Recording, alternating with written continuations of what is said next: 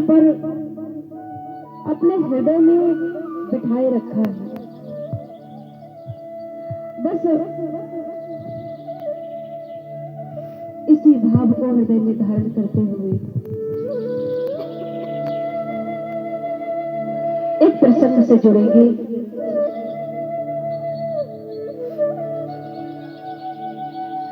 भगवान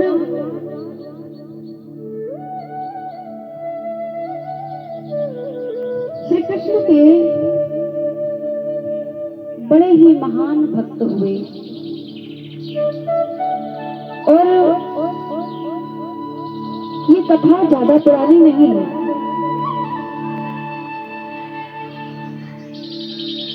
70-80 वर्ष पूर्व की कथा है।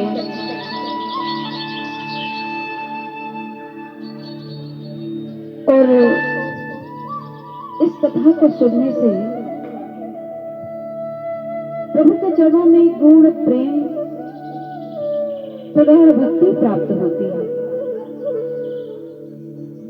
और मनुष्य को चाहिए है क्या?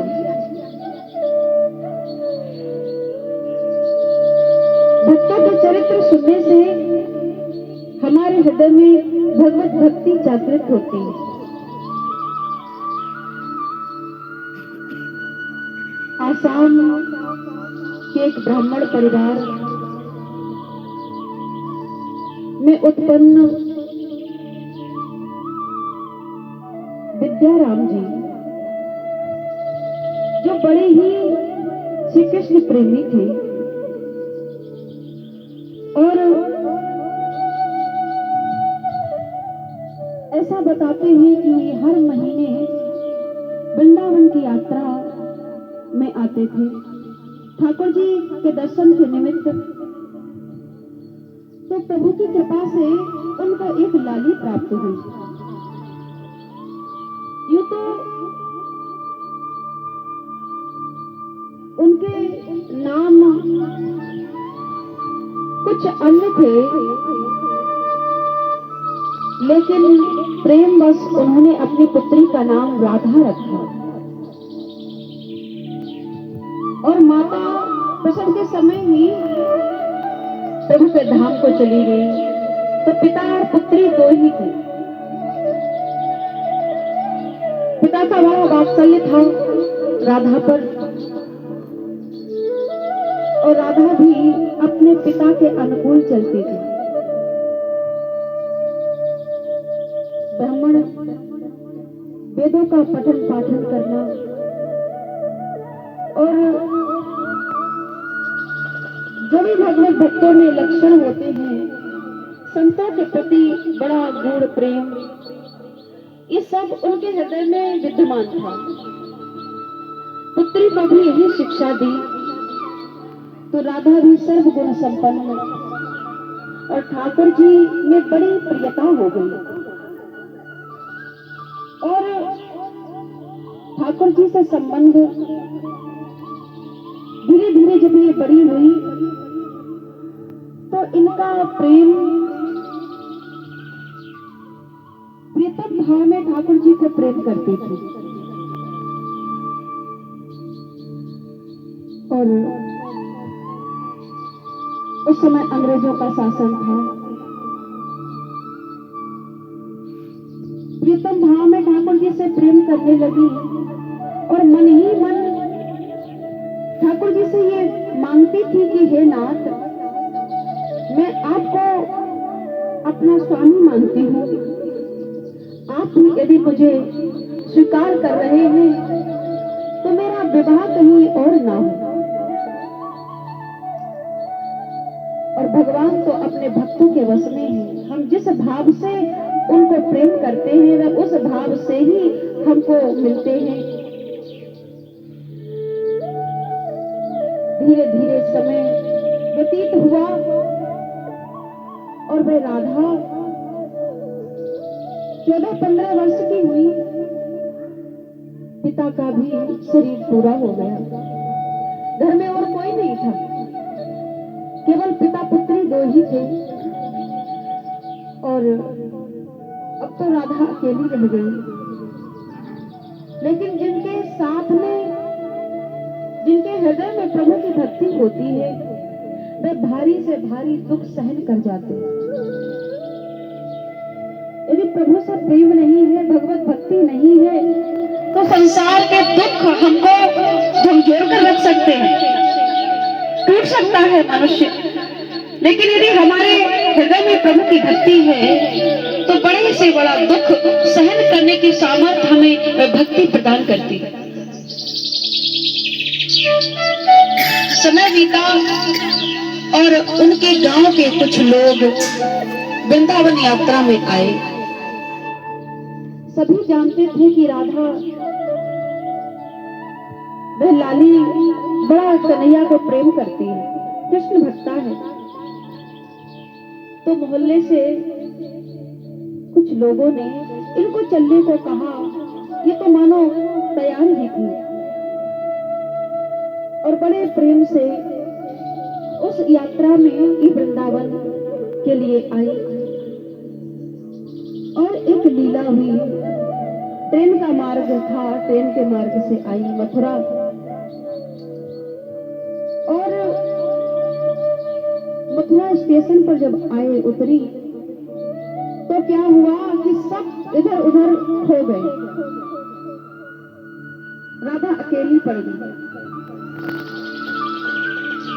रात्रि का समय था, राधा कहाँ जाए, साथ वाले कोई मिले नहीं। और एक चित्रपट था, चित्रपट को अपने संग रखती थी टोकरी में, और कुछ थोड़ा सा प्रसादी साथ लेकर के चली थी। ठाकुर जी को भोग लगाएंगे और पाएंगे, वहां का जो भोजन चूड़ा इत्यादि होता है, उसको साथ लेकर के चली, गुड़ चूड़ा। यहाँ आई,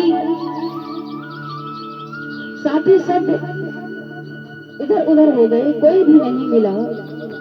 और ये बड़ा परेशान हुई, खोजने का प्रयास किया लेकिन नहीं मिली। ये सब प्रभु की लीला थी। जब हमारे जीवन में अकेलापन आता है ना, तो वो अकेलापन नहीं होता, ठाकुर जी स्वयं भक्त के साथ आ जाते हैं। संसार के लायक हम नहीं है, या हमारे लायक संसार नहीं है। प्रभु कहते हैं, तू तो केवल मेरा है और बस मेरा ही सहारा काफी है तेरे लिए। ऐसा हुआ। अब वहां से ठाकुर जी को कुछ प्रसादी भोग लगाई, चली। रात्रि का समय था, तो अब तो बहुत संसाधन है। उस समय कोई भी आने जाने के संसाधन विशेष नहीं थे, बैलगाड़ियों का साधन था। और ऐसा बताते हैं, वृंदावन घोर वृंदावन ही था, वन था, घना वन। वहां बहुत थोड़े थोड़े ही आश्रम थे। और किसी ने कहा कि आओ, हम बैलगाड़ी से आपको वृंदावन छोड़ देते हैं। इनका भाव आया कि चलो ठीक है, अंग्रेजों का शासन था, तो उस समय के नियम भी बड़े सख्त थे। जिस मार्ग से पथिक निकलते थे, बस उसी मार्ग से जा सकते हो, किसी दूसरे मार्ग से गए तो प्रताड़ित करते थे। और पढ़ी लिखी थी नहीं, इतना बाहर निकली नहीं थी, तो दूसरे मार्ग से जाने लगी। और उस समय ऐसा भी होता था कि थोड़ा सतर्कता थी, कहीं कोई बम ब्लास्ट ना कर दे, कोई बाहर का घुसपैठिया ना आ जाए। तो सबकी चेकिंग चल रही थी। ध्यान से सुनने की बात है, बड़ी सुंदर कथा है। तो उसी समय इन्होंने ठाकुर जी को भोग लगाया था और कहने लगी, अब जब तक वृंदावन चलते हैं तब तक आप सो लो, आप शयन करो प्यारे, जब तक वृंदावन जाते और उनको उड़ा दिया एक पीले वस्त्र से।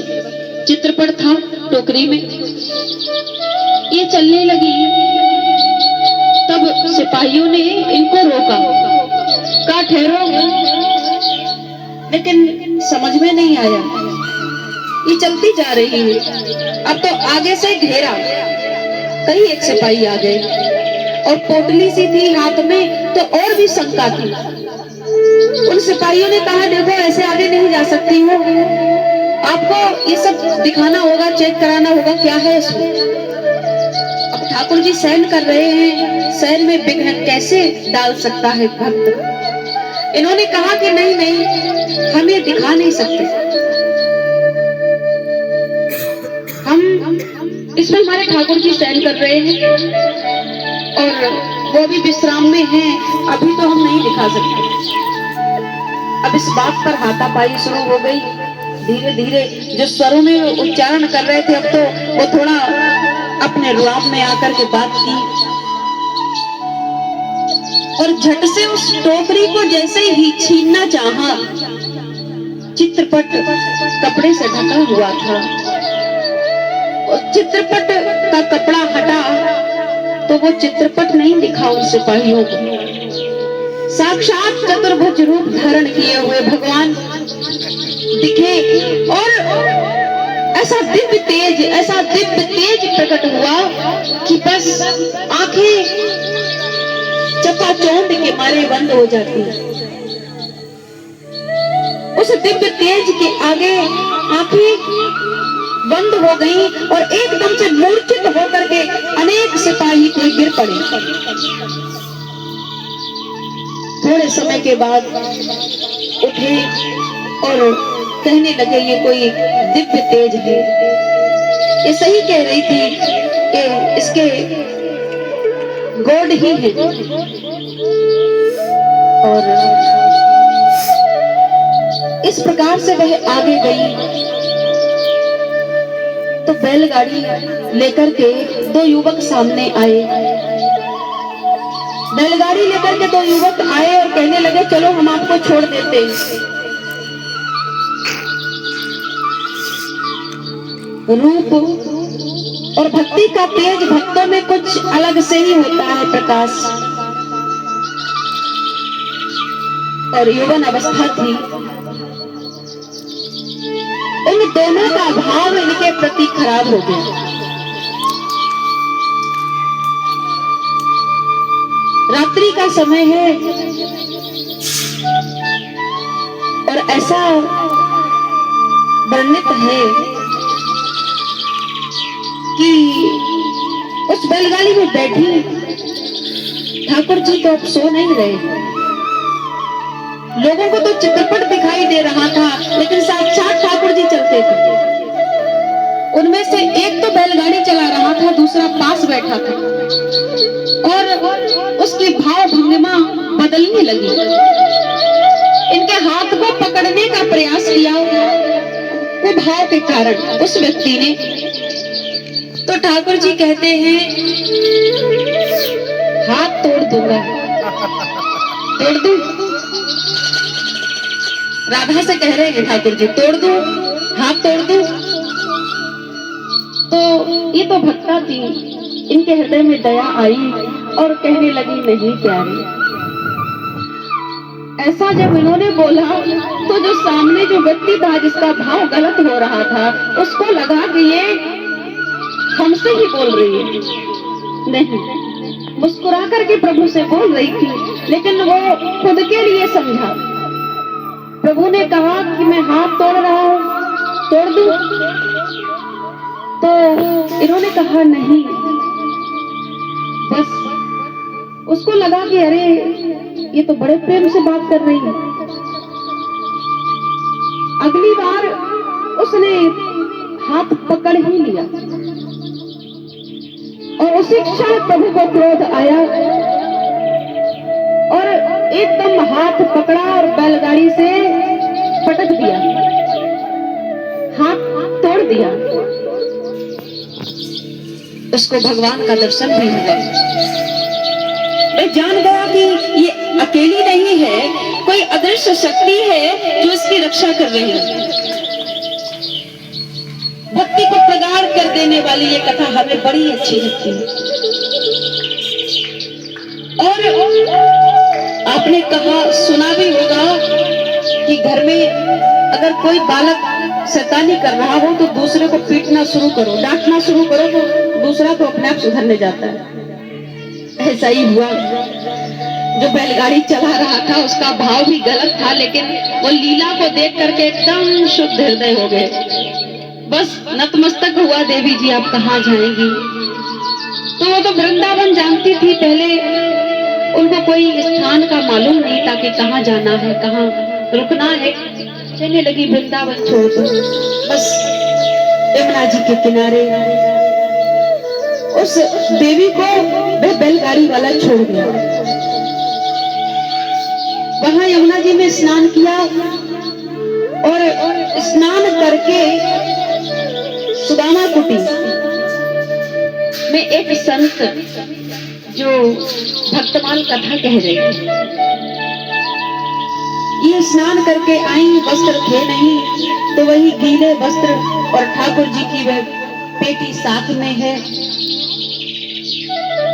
और उनका मुख ढक लिया ठाकुर जी का मुख ढक लिया, स्नान करा के खुद स्नान किया और विचार कर रही है अब तो कोई कथा मिल जाए सुनने को। तो सुदामा कुटी में पहुंची, वहां पर कथा हो रही थी, तो सब कथा सुन रहे थे। और राधा जब पहुंची तो जो संत कथा सुना रहे थे वे नेत्र बंद करके कथा सुनाते थे, लेकिन जब ये आई तत्काल नेत्र खुले और उनको देखने लगे।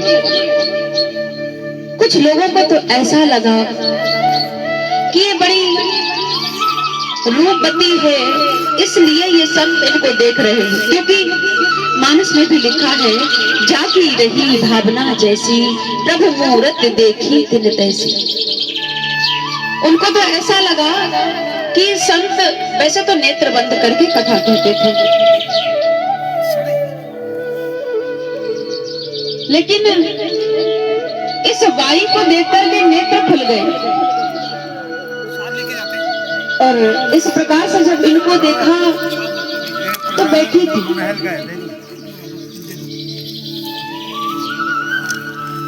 सब श्रोता बैठे थे, उन श्रोताओं के मध्य में ही आकर के बैठी और उनको ठाकुर जी को उड़ाए हुए थी चुनरी। तो कथा व्यास जो संत थे वे भी बड़े ही भगवत भक्त थे। उन्होंने इनसे बड़े व्यंग भरे ब्रज भाषा में शब्द बोले। अरे बाको पसीना आ रहा हो, या को मुंह खोल दे।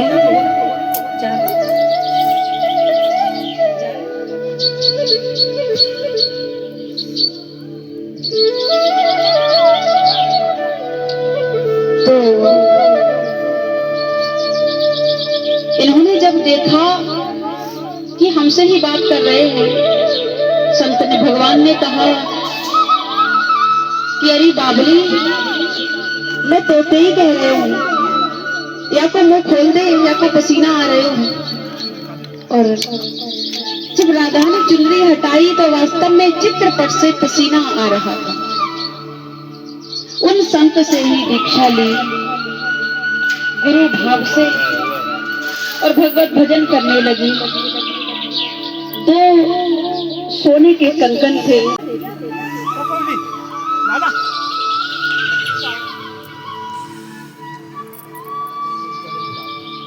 और बस यमुना जी संतों की कथा आश्रमों में जगह जगह होती थी, सुनना यही इनका भजन था। ठाकुर जी तो इनसे बात करते थे और अब जीवन यापन के लिए, भोग आदि के लिए धन की आवश्यकता होती है। तो जगह जगह मंदिरों में कीर्तन करना। बड़ा प्रसिद्ध लाला बाबू का मंदिर है, उस मंदिर में कीर्तन करने जाती थी और कुछ पैसे मिलते थे, उनसे कुछ चावल खरीद लेती थी और ठाकुर जी को भोग लगाया करती थी। पूरा जीवन भक्ति में व्यतीत किया और एक दिन करवा चौथ का दिन आया। ठाकुर जी ने कहा कि कल करवा चौथ है, यहाँ की सभी नारियां अपने पतियों की लंबी आयु के लिए करवा चौथ का व्रत करती हैं, क्या तू मेरे लिए करवा चौथ का व्रत नहीं करेगी?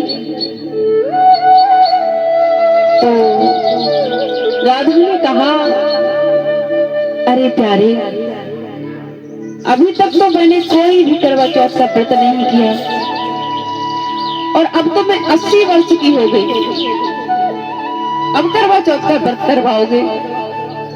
तो प्रभु है, कहने लगे एक बार तो कर ले। और मेरे लिए अच्छी सी पोशाक ला, अपने लिए अच्छी सी लाल साड़ी लेकर के आ, प्रभु ने कहा। तो उन्होंने 2 कंगन लेकर के आई थी, एक कंगन बेच करके तो पूरे जीवन का किराया दे दिया कि जब तक मैं जीवित रहूं मुझसे किराया मत मांगना, क्योंकि मेरे पास और कोई आय का साधन नहीं। एक कंगन पड़ा हुआ था, वो अपनी मकान मालकिन को दिया, 100 रुपए में वह कंगन बिका। उससे खूब सारी खरीदारी की, लाल साड़ी सब कुछ लेकर के आई, ठाकुर जी के लिए वस्त्र लाई और 80 वर्ष की अवस्था में सुंदर लाल साड़ी को पहना और गजरा लगाया, इत्र आदि ठाकुर जी को भी अर्पण किया, स्वयं को भी लगाया और नित्य प्रति का काम था कि रात्रि में ठाकुर जी के पास आते थे और बातें करते थे, बड़े भाव से प्रीतम भाव में बातें होती थी। और आज करवा चौथ का दिन, ठाकुर जी आए, गजरा नहीं रखा था, लगाया नहीं, ठाकुर जी आए और अपने हाथों से राधा के बालों में गजरा लगाया और उस दिन भगवान ने अपने हाथों से मांग भरी, मानो संसार का सर्वोपरि रिश्ता प्रभु ने जोड़ा और बड़े प्रेम से पूरी रात ठाकुर जी वार्तालाप करते रहे। प्रभु जाने लगे तो राधा ने कहा कि नाथ, मेरा तो शरीर संबंधी कोई नहीं है, मेरे तो आप ही हो। अब आपसे एक निवेदन है कि जब ये शरीर शांत हो तो आप अब अपने इस पद की लाज रख लेना। प्रभु ने वचन दिया कि ऐसा ही होगा। और जब शरीर एक दिन क्या हुआ, वैसे तो कुटिया से नाम ध्वनि निकलती थी, लेकिन आज सवेरा हो गया, ब्रह्म मुहूर्त से 7-8 बज गए, 10 बज गए, 11 बज गए, कुटिया खुली ही नहीं। तब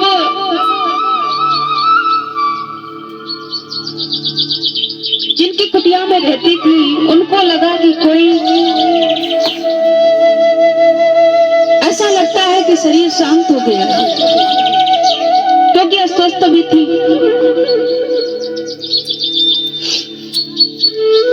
और किवाड़ तोड़े गए तो उस कुटिया से